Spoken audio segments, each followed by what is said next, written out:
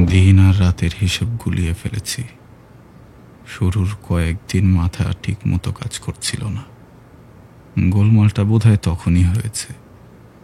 বাজার পুড়িয়ে যাওয়ায় বুঝলাম জেদের বসে মস্ত বড় ভুল করে ফেলেছি।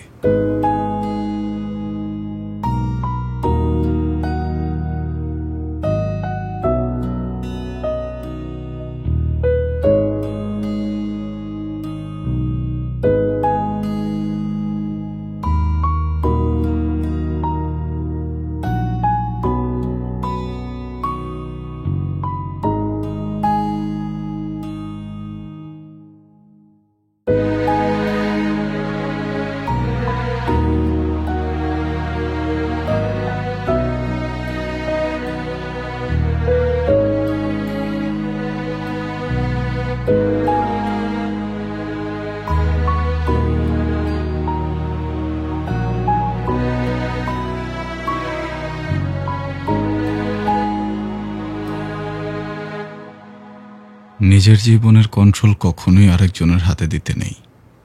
কিছুটা হলেও নিজের হাতে রাখা উচিত। ফারজানার কাছে অপমানিত হয়ে জেদের বসেই ঘরে বন্দি করেছিলাম নিজেকে। বের হওয়ার কোনো অপশনই হাতে রাখি নাই। এখন আমার মুক্তির চাবি শুধুই ফারজানার হাতে।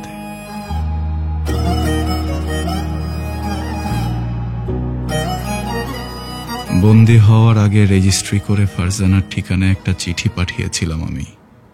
60 দিন পর চিঠিটা পাওয়ার কথা। ফারজানা কি চিঠিটা পায়নি? আসছি মা।